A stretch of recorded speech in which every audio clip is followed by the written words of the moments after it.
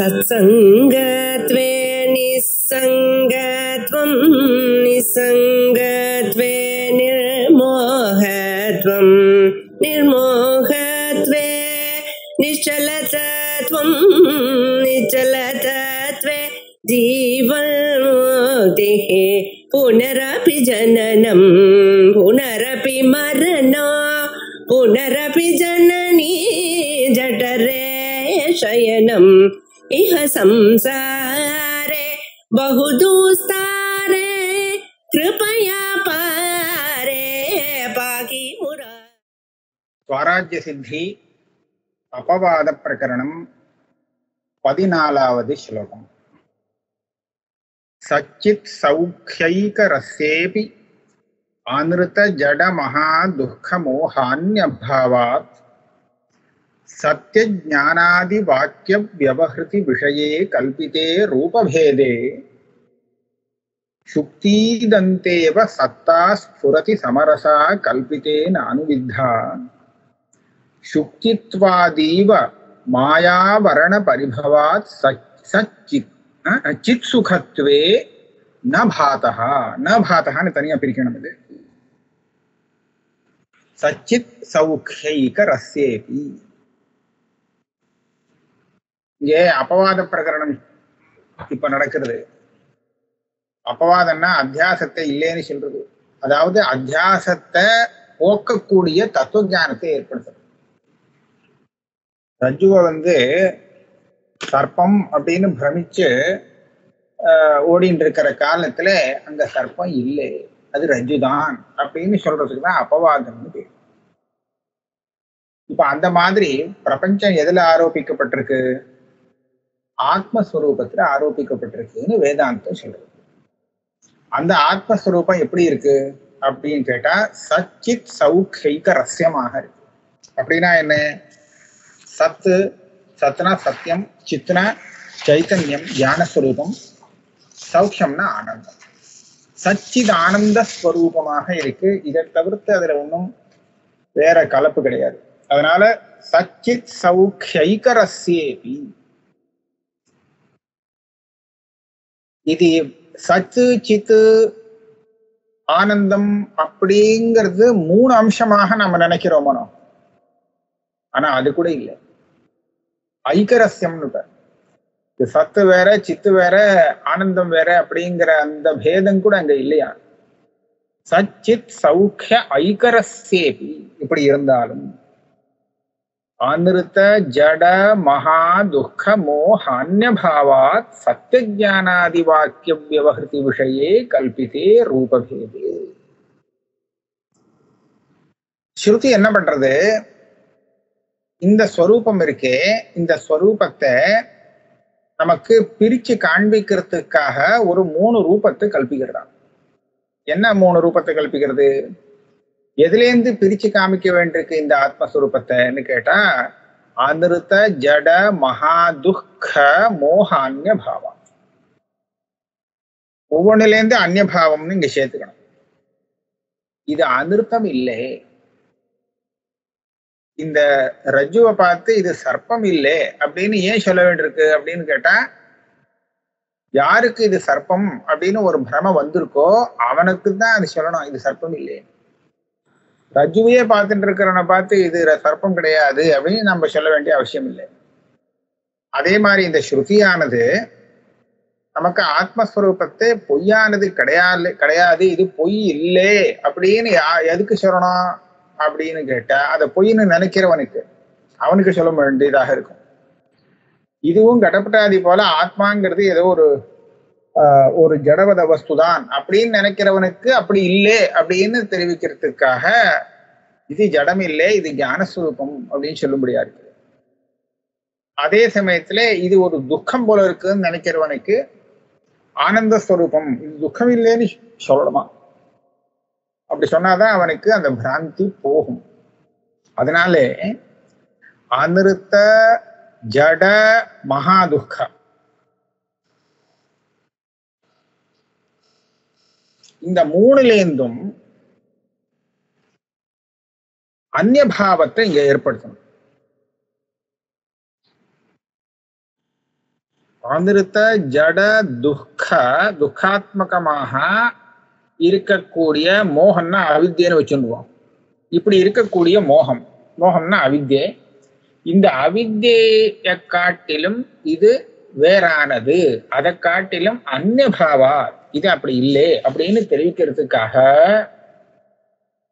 ஸ்ருதி என்ன பண்றது? சத்திய ஞானாதி வாக்கிய வியவஹிருதி விஷயே கல்பித்தே ரூபபேதே.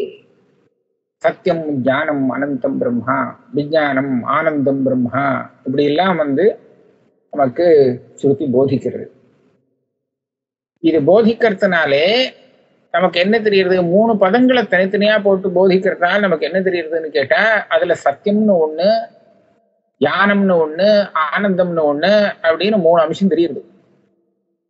ஆனா இந்த அம்சங்கள் நிஜ அம்சங்கள் இல்லை. இது ஒரு விவகாரத்துக்காக கல்பிக்கப்பட்ட ரூபபேதம் தான். கல்பித்தே ரூபபேதே. சாதாரணமா நமக்கு பிரமம் வர இடத்துல, அத்தியாரூபம் வர இடத்துல எல்லாம் எப்படி இருக்குன்னு கேட்டா, அதிஷ்டானத்தோடு ஆரோப்பியமும் சேர்ந்து தெரியும்.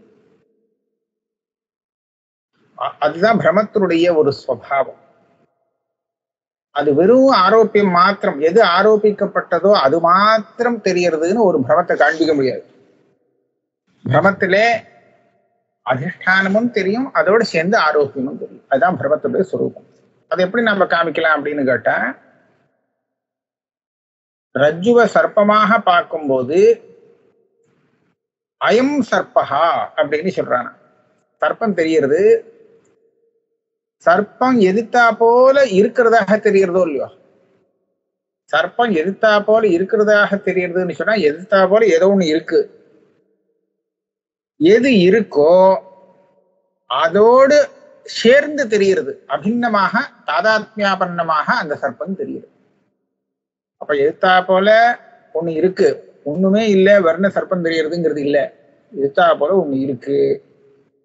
அந்த இருக்கிற வஸ்துவை இவன் சர்ப்பமாக பாசிக்கிறான், பாக்குறான். அப்படின்னா என்னாச்சு? அங்க இருக்குன்னு ஒண்ணு இருக்கு, இருக்கிற வஸ்து ஒண்ணு இருக்கு, அதே சமயத்துல சர்ப்பம்னு ஒண்ணு இருக்கு, இல்லாத வஸ்து. அங்க எது இருக்கோ, உண்மையில எது இருக்கோ அது இப்போ அதிஷ்டானம், அனாரோபிகம். அதுல எதுவாக அது தெரியறதோ, அது ஆரோபிகம். சர்ப்பமாக தெரியறதுன்னு சொன்னா சர்ப்பம் ஆரோபிகம். இதை நம்ம எப்படி வேதாந்தத்துல சொல்லுவோம்னா, அந்த எது வாஸ்தவமா இருக்கோ அந்த வஸ்துவில 2 அம்சம் வேணும். ஒண்ணு சாமானியாம்சம், இன்னொன்னு விசேஷாம்சம். சாமானியாம்சங்கிறது பிரமத்திலே அந்த ஆரோபிதமான பத வஸ்துவோட சேர்ந்து தெரியணும். விசேஷாம்சம் பிரம காலத்திலே தெரியாம மறையணும். அதான் அவித்யை அங்க ஆவரணம், விக்ஷேபம், இப்படியாக 2 வேலையை பண்ணி நமக்கு பிரமையை உண்டாக்குறது. ஆகையால அங்க என்ன பண்ணணும்? இருக்கிற வஸ்து தெரியவும் தெரியணும், தெரியாமலும் இருக்கணும். அப்படின்னா சாமானிய ரூபேன தெரியணும், விசேஷ ரூபேன தெரியக்கூடாது. இப்ப ரஜ்ஜு சர்ப்பம்னு எடுத்துட்டோம்னா அங்க ரஜ்ஜு ரஜ்ஜுன்னு தெரிஞ்சு விடக்கூடாது. இங்க இருக்கிறது ரஜ்ஜு தான், கயிறு தான், இருந்தாலும் எனக்கு கயிறுன்னு அது தெரியக்கூடாது. தெரிஞ்சா இந்த பிரமம் வராது. ஏதோ ஒண்ணு இருக்கு, புறத்தகா எதிர்த்தா போல ஒண்ணு கிடக்கு அப்படின்னு தெரியணும். அதுதான் இதந்துவம். எதிர்த்தா போல இதம் அப்படின்னு தெரியணுது. ஏதோ ஒண்ணு இருக்கே, ஆமா ஏதோ ஒண்ணு இருக்கு, அதுதான் பாம்பு அப்படின்னு தெரியணும். அப்ப எது இருக்குன்னு தெரியறது என்னது வாஸ்தவத்துலன்னு கேட்டா, அது கயிறு தான் இருக்குன்னு தெரியுது. இருக்கிறது என்னமோ கயிறு இருக்குன்னு தெரியறது. அதே சமயத்துல அந்த கயிறுன்னு தெரியல, பாம்புன்னு தெரியுது. அப்ப எந்த அம்சம் தெரியல? கயிறுங்கிறது அதனுடைய விசேஷாம்சம். விசேஷாம்சம் மறையணும். இது அப்படின்னு பொதுவாக தெரியணும். அதுவும் தெரியலன்னு சொன்னா அப்ப பாம்பு வராது, பாம்பு பிரம வராது. அதனால சாமானியாம்சமா அதிஷ்டானம் பாசிக்க வேண்டி இருக்கு.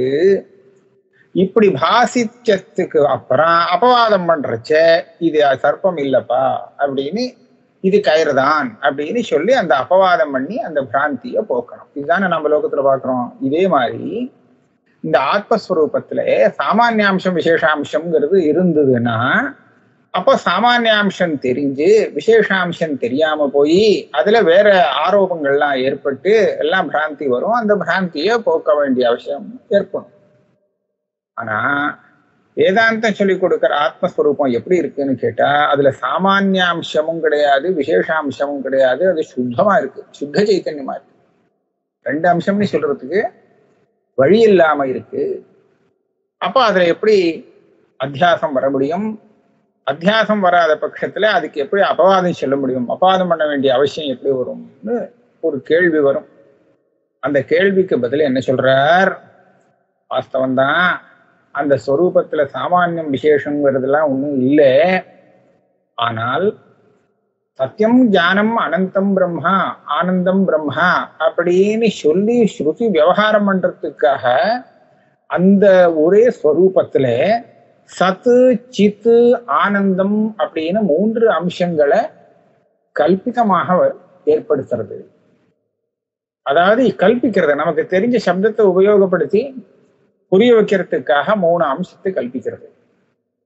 அப்ப அதுல சத்து அப்படிங்கிற அம்சம் இத சாமான்யமாகவும், சித்து சித்து சௌக்கியம், சௌக்கியம்னா ஆனந்தம், இந்த ரெண்டு அம்சம் இருக்கே இது ரெண்டும் விசேஷாம்சமாகவும் இந்த அவித்யானது நமக்கு தெரிவிக்கிறது. இந்த ரெண்டு அம்சத்துல என்ன ஆறுது அப்படின்னு கேட்டா, சாமானியாம்சம் சத்துங்கிறது ஆரோப்பிதமான ஜகத்தோட சேர்ந்து தெரியுது. ஆனா சௌக்கியமும் அந்த சைத்தன்யமும் அந்த ஜகத்தோட சேர்ந்து தெரியல. அது சுக்தி தத்துவம் மறைஞ்சா மாதிரி மறைஞ்சு விடுறது, இதம்னு தெரிய சுக்தி தெரியற மாதிரி தெரியுது, சத்து தெரிஞ்சிருக்கு நீங்க சொல்லணும். இந்த ரூபத்துக்கு என்ன அர்த்தம்? அதுல சத்தியத்துவம்னா என்னது, ஞானத்துவம்னா என்ன, சத்து சித்து ஆனந்தம்னா என்னது அப்படின்னு கேட்டா இது கல்பிக்கப்பட்ட ஒரு ரூபபேதம். இது எப்பேற்பட்ட ரூபபேதம்னு சொன்னா அனிருத்த ஜட மகாதுக்க மோக அந்நியபாவா. சத்தியம் அப்படின்னு சொன்னதுலேருந்து நம்ம என்ன புரிஞ்சுக்கணுமா, இது அசத்தியம் இல்லை, அதாவது அனிருத்தம் இல்லை, பொய் இல்லை. இந்த ஸ்வரூபம் பாதிக்கப்படுற அந்த பொய்யானது கிடையாது, இது சத்தியம். அதனால சத்தியம். இப்போ சத்தியம்னு சொன்னா பொய்யானது இல்லைன்னு அர்த்தம். அதே மாதிரி இது ஞானம் ஸ்வரூபம்னு சொல்றதுக்கு தாற்பயம் என்னன்னு கேட்டா, இது கடப்பட்டாதி போல ஜடம் இல்லை. ஜடம் இல்லை அப்படிங்கிறத தெரிவிக்கிறதுக்காக ஞானம்னு சப்தத்தை பிரயோகம் பண்ணிருக்கு. அதே மாதிரி இதுல துக்கமே கிடையாது, இது துக்கம் இல்லை அப்படின்னு சொல்றதுக்காக ஆனந்த பதத்தை பிரயோகம் பண்றது ஸ்ருதி. ஆக இந்த சத்தியம் ஞானம் ஆனந்தம் அப்படிங்கிற இந்த மூணு பதங்கள்னாலே இது இது பொய் இல்லை, இது ஜடம் இல்லை, இது துக்கம் இல்லை அப்படிங்கிறது தெரியப்படுத்துறதா நமக்கு ஸ்ருதியானது. இந்த விவகார விஷயத்துல அதை காட்டிலும் இது வேறானது அப்படின்னு தெரியப்படுத்துறதுக்கு இந்த மாதிரி கல்பிதமான தர்மங்கள் தேவைப்படுறது. அதைத்தான் ஸ்ருதி பண்ணிருக்கு.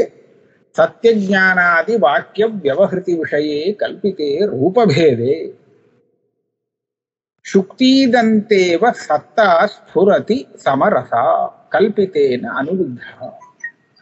இப்ப இந்த மாதிரி பல ரூபங்களை தர்மபேதத்தை கல்பிச்சு கொடுத்து சொன்னால் அப்ப அங்க சாமானியாம்சம் விசேஷாம்சம்னு ரெண்டாக அதை பிரிக்க முடியும் கல்பிக்கப்பட்ட அந்த தர்மத்திலேயே. அதுல என்ன இருக்கு, இந்த சத்துங்கிற அம்சம் இருக்கே இது சாமானியாம்சமா, அது ஆரோப்பித்தமான வேற ஜகத்தோட சேர்ந்து தெரியுது, சேர்ந்து தெரியும். எப்படி ஆரோபிதமான சர்ப்பத்தோட சேர்ந்து சுக்தியுடைய இதம்ங்கிற அந்த அம்சம் இருக்கே, இதந்த அம்சம் அது தெரியறது, சேர்ந்து தெரியறது. அதனாலதான் இது சர்ப்பம்னு தெரியறது.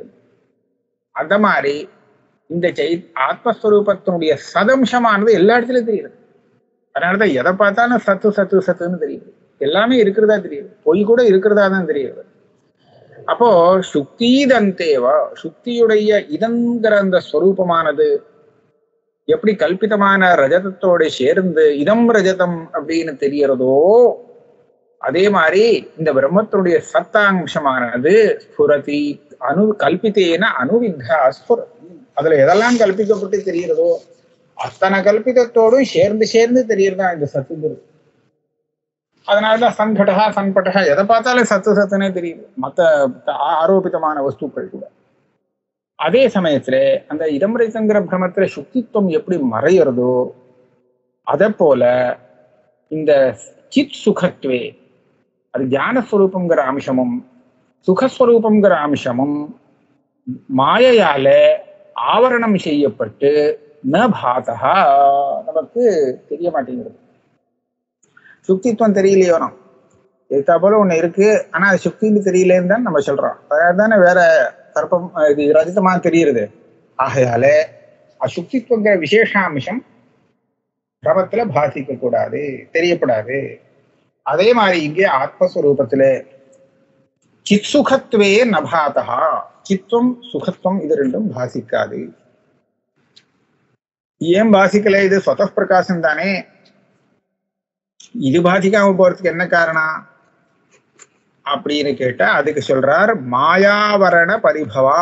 அதுதான் மாயை. அது ஆவரணம் பண்ணி இதை பாசிக்காதபடிக்கு பண்றது. அதனால இந்த ஆத்மஸ்வரூபத்துல இப்ப சொன்ன விதத்துல நமக்கு சாமானியாம்சம் விசேஷாம்சங்கள்லாம் இருக்க முடியும். அதனால அதுல அத்தியாசங்கிறது வரலாம். இதுதான் 14வது ஸ்லோகம். இப்ப இந்த விதத்துல பாக்குறச்ச இது இவ்வளவு தூரம் சொன்னது எதுக்காகனா, இந்த ஒரே சச்சிதானந்த ஸ்வரூபம் இருக்கே, இந்த ஸ்வரூபத்திலே இவ்வளவு சமஸ்த பிரபஞ்சமும் ஆரோபிக்கப்பட்டு சத்து சத்துன்னு தெரியறதுனால, ஆரோபிக்கப்பட்டதுன்னு சொன்னதுனாலேயே அது அத்விதீயம்னு தெரியுது. எப்படி அந்த சுக்தியானது ரஜதமாக தெரியறச்சே, ரஜதங்கிறது ஆரோபிக்கப்பட்டது அப்படின்னு சொல்லிட்டோம்னு வச்சுப்போம். ஒருத்தனுக்கு அது ரஜதமா தெரியுது, இன்னொருத்தன் அங்கேருந்து பாக்குறான், அவனுக்கு அந்த வெளிச்சத்துல அது ஒரு ஸ்வர்ணமா தெரியுது. இப்ப அங்க சுக்தியோட சேர்ந்து ஒரு ரஜதம் ஒரு ஸ்வர்ணம் இன்னும் வேற யாராவது வேற ஏதாவது தெரிஞ்சதுன்னு சொன்னா அது அப்படியாக பல வஸ்துக்கள் இருக்குன்னு சொல்லலாமோ? சொல்லவே முடியாது. பல வஸ்து இருக்குன்னு எப்ப சொல்லலாம்னா, இந்த வஸ்துக்கு சமமான சத்தை கொண்ட இன்னொரு வஸ்து இருந்தால் அப்போ சொல்லலாம். எந்த வஸ்து சத்தியமோ அந்த சத்தியமான வஸ்துவோடு சேர்ந்து இன்னொரு சத்தியம் இருந்ததுன்னா அதை சத்விதீயம்னு சொல்லலாம். சத்தோட சேர்த்து பொய் தான் தெரியுது அப்படின்னு சொன்னா பொய்யை நாம இருக்குன்னு கணக்கு பண்ணிக்க மாட்டோம். இருக்குன்னு தெரிஞ்சா கூட அது சத்தியத்துல சேர்த்துக்க முடியாது. ஆகையால அப்ப சத்தியங்கிறது ஒன்னே ஒண்ணுதான் அப்படின்னா, அப்ப பொய் சத்தியம் ஒண்ணு, ஆனா பொய் நிறைய இருக்கு அப்படின்னு சொல்லலாமான்னு கேட்டா பொய் இல்ல. வாஸ்தவத்துல இருந்தா அதுக்கு பொய்னு பேரு கிடையாது, இல்லாததுனாலதான் பொய்னு பேரு. ஆனால் அந்த பொய்யானது இந்த சத்தியம் இருக்கே, இந்த சத்தியத்தோடு சேர்ந்து தெரியறதுனாலே சத்தாக தெரியுது. இந்த சத்தியத்தை விட்டுட்டு பொய் மாத்திரம் தனியா தெரியட்டுமேன்னு கேட்டா அது முடியாது. பொய் எப்போதுமே சத்தியத்தோடு சேர்ந்து தெரியும், அதனால சத்தியமாக தெரியும் அப்படின்னு நியமம். அப்படிதான் லோகத்துல தெரியும். அந்த விதத்துல சத்தியமான ஆத்மஸ்வரூபத்துல இந்த பிரபஞ்சம் ஆரோபிக்கப்பட்டு சத்தியமாக தெரியுது. ஆனா இது பொய், இது நிஜமா இல்லை. அதனால சத்தியங்கிறது ஒன்னே ஒண்ணுதான் இருக்கு, ஆத்மஸ்வரூபம் அத்விதீயம் நிரூபணம் பண்ணலாம். இந்த இடத்துல பெரிய வியாக்கியானம் பண்ணியிருக்கா. அந்த பல சாஸ்திரார்த்தங்கள்லாம் பண்ணி பெருசா விஸ்தாரப்படுத்திருக்காரு வியாக்கியாத்தா. ஆனா நான் அதை விட்டு விடுறேன். இப்போ இதுக்கு அடுத்த ஸ்லோகத்துக்கு போவோம். இப்ப சொன்ன இந்த யுக்திகள் எல்லாமே ஸ்ருதியில ஏகமேவ அத்விதீயம் அப்படின்னு அந்த பரமாத்ம ஸ்வரூபத்தை சொன்னதுனாலே அந்த அத்விதீயத்துவத்தை வியவஸ்தாபனம் பண்றதுக்கு வேண்டிய யுக்திகள் இப்ப சொல்லப்படுறது. இந்த யுக்திகள் கூட ஸ்ருதியே காமிச்ச யுக்திகள் தான். முக்காவாசி ஸ்ருதியே இதை நமக்கு தெரியப்படுத்திடுறது. அங்க என்னண்ட பார்த்தாக்க இந்த யுக்திகள்லாம் சொல்லப்பட்டிருக்கு உபபத்தியாக. இதை சொல்லியாச்சு. இதை சொன்னதுக்கு அப்புறம் இந்த அத்விதீயமான ஸ்வரூபம் இருக்கே, இந்த ஸ்வரூபத்துக்கு தடஸ்த லட்சணம் ஏற்கனவே கூட சொன்னோம். அந்த தடஸ்த லட்சணத்தை வச்சுண்டு ஸ்வரூப பரியந்தம் போகணுங்கிறத முன்னாடி சொன்னோம். தடஸ்த லட்சணத்தோடு நிற்காது. தடஸ்த லட்சணம் மாத்திரம் சொன்னா லட்சியம் தெரிஞ்சதுன்னு சொல்லிக்க முடியாது. அதனால ஸ்வரூபம் பரியந்தம் போகணும்னு சொல்லியிருக்கே. அந்த ஸ்வரூப பரியந்தம் போகிறதுக்கு ஒரு அழகான சரியான திருஷ்டாந்தத்தை கொடுக்கிறார். அவன் சொன்னது தடஸ்த லட்சணமா இருக்கும். இவன் தடஸ்த லட்சணத்தை தான் அந்த வாக்கியத்தினால புரிஞ்சுக்கிறான்.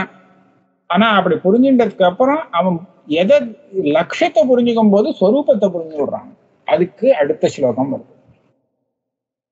பிருஷ்டே கோஸ்மின் சமாஜே நரபதிரிதி யோ மத்த மாதங்க பிருஷ்டே முக்தா ஜாலாந்தராலே சசி தவள லசச்சத்திரமூலே ஸ்புரன் சஹா இத்யுக்தः பும்விசேஷம் சபதி பரிச்சினோத்யேஷ ராஜேதி சர்வம் முக்த்வைகம் ஏன பஷ்யன் அமும் அபரவிதம் சைஷ ராஜேதி வேத்தி. ஒரு பெரிய கூட்டம் இருக்கு. கூட்டத்துல நிறைய பேர் இருக்கா. கூட்டம்னா நிறைய பேர் இருந்தா தான் முடியும். அதுல ராஜா வந்திருக்கான்னு எல்லாரும் சொல்லிக்கிறான். அதை கேள்விப்பட்டு ஒருத்தர் ராஜாவை பார்க்கணும்னு வந்து சேர்ந்தான். அவனை ஆனா யாரு ராஜான்னு அவன் தெரியல கூட்டத்துல. உடனே அங்க தெரிஞ்சவங்கிட்ட கேட்கிறான், கோஸ்மின் சமாஜே நரபதிஹி அப்படின்னு கேட்கிறான். இத்தனை பேர் நிக்கிறாங்க, இதுல ராஜா யாரு? ஏன்னா எல்லாருமே தலை கை கால் அதோட சேர்ந்துதான் இருந்துருக்கா. எல்லாருக்கும் கை கால்லாம் இருக்கு, முகம் இருக்கு. அப்ப எப்படி கண்டுபிடிக்கிறது ராஜாவா ராஜா இல்லையான்னு? ஆக ராஜாவை கண்டுபிடிக்கிறதுக்கு முடியல. ஆகையால கோஸ்மின் சமாஜே நரபதிஹி அப்படின்னு கேட்டான். பிருஷ்டே கோஸ்மின் சமாஜே நரபதி ரிதி. அப்ப அதுக்கு பதில் யோ மத்த மாதங்க பிருஷ்டே முக்தாஜாலாந்தராலே சசிதவளலசச்சத்திரமூலே ஸ்புரன் சஹா இத்யுக்தா. அது பாரு, அங்க ஒரு பெரிய மத்த மாதங்கம் இருக்கு பத்தியா? மாதங்கன்னா யானை. ஒரு பெரிய யானை இருக்கு பத்தியா? அந்த யானைக்கு மேல முக்தாஜால அந்தராலே, அது பெரிய அலங்காரம் பண்ணிருக்கு. முத்து மாளிகைனால அலங்காரம் பண்ணப்பட்டிருக்கு. ஏகப்பட்ட அலங்காரத்துக்கு மத்தியிலே சசி தவளலச சத்திர மூலே, சசி தவளம் சந்திரனை போல விளவிளேர்னு இருக்கக்கூடிய வெண்சாமரங்கள்லாம் இருக்கக்கூடிய அந்த சத்திரம், வெண்கொடை, அந்த கொடைக்கு அடியிலே, அந்த மத்த மாதங்கத்துக்கு மேலே சசிதவளமான அந்த ஸ்வேத சத்திரத்துக்கு கீழே மூலே ஒருத்தர் தெரியறாரே ஸ்புரன் சஹா அப்படின்னு பதில். நீ கேட்டது என்ன? கோஸ்மின் சமாஜே நரபதிஹி. இந்த மத்த மாதங்க, இந்த யானைக்கு மேலே பல அலங்காரத்துக்கு மத்தியிலே ஸ்வேதச்சத்திரத்துக்கு அடியிலே தெரியறாரே அவர் அப்படின்னு சொன்னார். இப்ப இதை சொல்றதுக்கு நிறைய பதங்கள் பிரயோகம் பண்ணும்படியா ஆச்சு. இப்ப இந்த வாக்கியத்தினாலே இந்த கேள்வி கேட்டவன் என்னத்தை புரிஞ்சுக்கிறான்? இத்யுக்தா பும்விசேஷம் சபதி பரிச்சினோதி. இவன் அந்த யானைய புரிஞ்சுக்கல, யானைக்கு மேல அலங்காரத்தை புரிஞ்சுக்கல, ஸ்வேத சத்திரத்தை புரிஞ்சுக்கல, அந்த ஆளை மாத்திரம் புரிஞ்சுக்கிறான் ராஜா யாருன்னு. இவன் கேட்க வந்தது அதுதான். இவனுக்கு யானையை பத்தி ஒன்னும் ஜிஜ்ஞாசை இல்லை, ஸ்வேத சத்திரத்தை பத்தியோ யானை மேல அந்த அலங்காரத்தை பத்தியோ அதை பத்தி எல்லாம் இவன் ஒன்றும் தெரிஞ்சுக்க வேண்டிய அவசியம் இல்லை, தெரிஞ்சுக்கணும்னு ஆசை இல்லை. அது தெரியறது இவனுக்கு ஏற்கனவே தெரிஞ்சிருக்கு. ராஜா யாருங்கிறது தான் தெரியாம போச்சு. இப்ப இவ்வளவு தூரம் இவன் எல்லாம் சொன்னானே, இவன் சொன்னதுல இருந்து அவன் எதை யாரை புரிஞ்சிருந்தான்னா அந்த ஆளை மாத்திரம் தான் புரிஞ்சிருந்தானே தவிர மற்ற விஷயங்கள்லாம் தடஸ்தமாயிடும், தடஸ்த லட்சணம் ஆயிடும். அவன் புரிஞ்சுக்க வேண்டிய லட்சியஸ்வரூபத்துல சேராம ஒதுங்கி நுடுக்கு. இதுதான் தடஸ்த லட்சணம்னு சொல்லுது. அதனால பும்விசேஷம் சபதி பரிச்சினோதி ஏஷ ராஜா இதி சர்வம் முக்த்வா. இவன் இவ்வளவு சொன்னானே, யஹா மத்த மாதங்க பிருஷ்டே முக்தாஜால அந்தராலே சசி தவள லச சத்திரமூலே, இவ்வளவு சொன்னது எல்லாமே, இது இந்த வர்ணனைகள் எல்லாமே அந்த வியக்தி விசேஷத்தை இவனுக்கு குறிப்பிட்டு காமிக்கிறதுக்காக. இப்படி சொல்லல அப்படின்னு சொன்னா, அதாவது தலை இருக்கே, கை கால் இருக்கே, முகம் இருக்கே, அவன் தான் சொன்னா அங்க திண்டாடுவான், ஒண்ணும் கண்டுபிடிக்க முடியாது. எல்லாருக்கும் தலை இருக்கு, எல்லாருக்கும் கை கால்லாம் இருக்கு, எல்லாமே இருக்கு. ஆக மற்றவாளுக்கெல்லாம் இல்லாத இவனோடு சேர்ந்து தெரியக்கூடிய விசேஷத்தை எடுத்து சொன்னா அந்த விசேஷத்தை விட்டுட்டு அந்த ஆளை மாத்திரம் இவன் ராஜான்னு புரிஞ்சுக்க முடியும். அதுக்காக சொல்றது சர்வம் முக்துவான்னு போட்டார். இங்க அவன் சொன்ன அத்தனை விசேஷத்தையும் வேண்டான்னு விட்டுட்டான். அது ராஜாவில் சேரல. ஏகம் ஏன பஷ்யன், அந்த ராஜாவை மாத்திரம் இவன் புரிஞ்சுக்கிறான். யாரு? ஒரு காரணத்தை கொண்டு புரிஞ்சுக்கிறானே. அமும் அபரவிதம் சைஷராஜேதி வேத்தி. அப்படி பார்த்தாத்தான் என்ன ஆகும்னா, இந்த ராஜா வேற ஒரு தேசத்துல காலத்துல வேற விதமா வந்தாலும் இவனா கண்டுபிடிக்க முடியும். மொத்த மாதங்க பிருஷ்டத்துல இருக்கானா, ஒரே அலங்காரத்துக்கு மத்தியில இருந்துட்டு இருக்கானா, சேத சத்திரத்துக்கு அடியில இருக்கானா, இது எல்லாத்தையும் சேர்த்து இது ராஜான்னு கண்டுபிடிச்சிட்டான். இவன் புரிஞ்சுட்டான். இவன் வாக்கியத்துல இருந்து இப்படிதான் தெரியறது அப்படின்னு சொல்லி புரிஞ்சுட்டானே. ஆனால் கொஞ்ச நேரம் கழிச்சு இந்த ராஜா யானையில இருந்து இறங்கி நடந்து போறான். உடனே இவன் பார்ப்பான், இது ராஜா இல்லையே. ராஜான்னு சொன்னா அந்த யானை மேலன்னா இருக்கணும், சேத சத்திரத்துக்கு வேணா இருக்கணும். இது யாரு? இது யாரோ புதுசா இருக்கேன்னு சந்தேகப்பட வந்துடும். அப்படி வருதோ?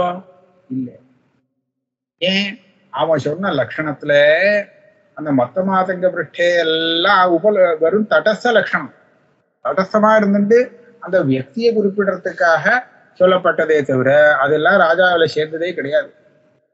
அதனால அது எல்லாத்தையும் விட்டுட்டு இவன் தனியாக நடந்து வந்தாலும் இவனை பார்த்து இது ராஜா, நம்ம ராஜா ஆச்சேன்னு அவனால கண்டுபிடிக்கும். அபரவிதம் சைஷராஜேத்தி வேத்தி. இந்த விதமாக இப்ப இருக்கான், யானை மேல ஏறிண்டு அம்பாரியில உட்கார்ந்துட்டு அந்த சேத சத்திரத்துக்கு அடியில இப்போ இந்த விதமா இருந்துட்டு இருக்கான். ஆனா இப்படியே எப்போது இருக்க மாட்டானே, அதுக்கப்புறம் வேற விதமா ஆயிடுவான் அந்த ராஜா. இதெல்லாம் விட்டுட்டு தனியா வந்துடுவான். அப்ப கூட அவனை ராஜாவை கண்டுபிடிக்கணும்னா தடஸ்த லட்சணத்தை வச்சுட்டு ஸ்வரூபத்தை கண்டுபிடிச்சாதான் முடியும் அப்படிங்கிறது நமக்கு தெரியுது. இதேதான் பிரம்ம விஷயத்துல நாம அதிதேசம் பண்ணிக்க வேண்டியது. அதிதேசம்னா என்ன? பிரம்மம் எப்படி இருக்கு அப்படின்னா, அந்த ஜெகத்தையே சிருஷ்டி பண்ணினதே, சம்ஹாரம் பண்றதே, பாலனம் பண்றதே அப்படின்லாம் சொன்னா இதெல்லாம் பிரம்மம் இல்லை. ஏன்னா இது ஜெகத்தோட சேர்ந்தது. ஸ்ருதி சொல்றச்சு இந்த ஜெகத்துக்கு காரணமா இருக்கேன்னு சொன்னா ஏதோ ஒண்ணு இருக்கணுமே, அதுதான் இதை தடஸ்தமா ஒதுங்கி விடுறது ஜெகத் காரணத்துவங்கள்லாம். அப்ப அது எப்படி இருக்குன்னு சொன்னா அந்த சொரூபம், அந்த சொரூபத்தை சொல்றதுக்கு தான் சத்தியம் ஞானம் அனந்தம் பிரம்மா அப்படிங்கிற வாக்கியம். சத்தியம் ஞானம் அனந்தம் பிரம்மா, விஞ்ஞானம் ஆனந்தம் பிரம்மா இத்தியாதி ஸ்ருதி வாக்கியங்கள் எல்லாம் அந்த பிரம்மத்துடைய ஸ்வரூபத்தை சொல்ல வருது. ஸ்வரூபத்திலையும் பூர்வ ஸ்லோகத்துல சொன்ன மாதிரி ஐக்கரஸ்யமாக இருக்கு, ஒரே ஏகரசம். அதுல சத்துன்னு ஒண்ணு, சித்துன்னு ஒண்ணு, ஆனந்தம்னு ஒண்ணு, 3 அம்சம் இருக்கு பிரம்மத்துல அப்படின்னு மாத்திரம் நினைச்சுக்கவே கூடாது. அப்படி வேதாந்த அர்த்தத்தை தெரிஞ்சுக்க கூடாது. சொல்றதே அப்படிதான் சொல்லணும். 3 அம்சம்னு கூட சொல்லாது. சத்து சித்து ஆனந்தம், சத்தியம் ஞானம் ஆனந்தம் அப்படின்னு சொன்னாலும் இப்படி சொல்றது எதுக்காகன்னு கேட்டா, இது பொய் இல்ல, இது ஜடம் இல்ல, இது துக்கம் இல்ல, சம்சாரத்துல பாக்குற மாதிரி அப்படின்னு புரிய வைக்கிறதுக்காக, அதுல இருந்து வியாபிருத்தி பண்ணி தெரிவிக்கிறதுக்காக இந்த சுரூபத்தை இப்படி சொல்லுதே தவிர இதுல ஏதோ 3 தர்மம் இருக்கு போல இருக்கு நம்ம பிரம்மத்துல, சத்தியத்துவம் ஞானத்துவம் ஆனந்தத்துவம் இருக்குன்னு நினைச்சுக்கப்படாது. அப்போ ஒரே ஸ்வரூபத்தை, இதனாலதான் விவரணக்காரெல்லாம் இங்க என்ன சொல்லியிருக்கானா, ஆத்மாவில தர்மமே கிடையாது, அது நிர்தர்மகம். நிர்தர்மகமாக இருந்தாலும் அந்தந்த சப்தத்தினால வரக்கூடிய அந்தःகரண விருத்தி இருக்கே, அந்த விருத்தியை கொண்டு அது பல தர்மங்கள் கொண்டதாக சத்தியமாகவும் ஞானமாகவும் ஆனந்தமாகவும் இப்படியெல்லாம் வர்ணிக்கப்படுறது. எதை கொண்டு? அந்த சப்தத்தினால ஏற்படக்கூடிய விருத்தியை கொண்டு. ஆனா சப்தத்தினால நம்ம விருத்தியை கொண்டுன்னு சொன்னா நாம சப்தத்துக்கு எப்படி அர்த்தத்தை புரிஞ்சு வச்சுட்டு இருக்கோமோ அதுக்கு தகுந்தா போலத்தான் சப்தத்தை கேட்ட உடனே நமக்கு அர்த்தாகார விருத்தி வரும். ஆக அங்க ஜாக்கிரதையா இருக்கணும் புரிஞ்சுக்கிற விஷயத்துல. சப்தார்த்தத்தை இங்க எப்படி எடுத்துக்கணும்னா லக்ஷணையா எடுத்துக்கணும். வாச்சியார்த்தம் விசிஷ்டமாக இருந்தாலும் கூட இங்க தெரிஞ்சுக்க வேண்டிய அம்சமானது வாச்சியார்த்தம் இல்லை, தாத்பரியம் லட்சியார்த்தத்துல இருக்கு. ஆகையாலே எதுல சத்தியத்துவம், ஞானத்துவம், ஆனந்தத்துவம் இந்த தர்மங்களை கல்பிச்சதோ ஸ்ருதியானது அந்த ஸ்வரூபம் அப்படின்னு அர்த்தம் எடுத்துட்டோம்னா அதுதான் சத்தியம், அதுவேதான் ஆனந்தம், அதுவேதான் சைத்தன்யம். ஆஹா, மூணு இல்ல, சத்தியம் ஞானம் அனந்தம் அப்படி ஞானம் விஞ்ஞானம் ஆனந்தம் அப்படிங்கிறது தனித்தனி கிடையாது, ஒரே வஸ்து அப்படின்னு சொல்றோம். இதை தெரிவிக்கிறதுக்காக ஸ்வரூப லட்சணத்திலேயே கூட நாம மூணு தர்மத்தை கல்பனை பண்ணி சொல்லும்படியாக ஏற்பட்டு போச்சு. தடஸ்த லட்சணம் எப்பவுமே லட்சிய ஸ்வரூபத்துல சேராதனாலதான் தடஸ்த லட்சணம். ஆனா ஸ்வரூப லட்சணத்திலேயே கூட அதை சொல்றதுக்கு வாச்சியார்த்தமாக ஒரு மூணு தர்மம் தேவைப்படுறது. அதை வச்சுட்டுதான் அதை நிரூபணம் பண்ணணும். நிரூபணம் பண்ணினதுக்கு அப்புறம் அதை காட்டி விட்டுடணும். லட்சியத்தை மாத்திரம் எடுத்துக்கணும். லட்சியார்த்தங்கிறது அகண்ட ஏகரசமாக இருக்கிறது. இப்படியாக இந்த 2 ஸ்லோகத்திலே, அதாவது 14, 15 இந்த 2 ஸ்லோகங்கள் முடிஞ்சு போச்சு. 16வது ஸ்லோகத்தை நம்ம அடுத்த கிளாஸ்ல பார்ப்போம்.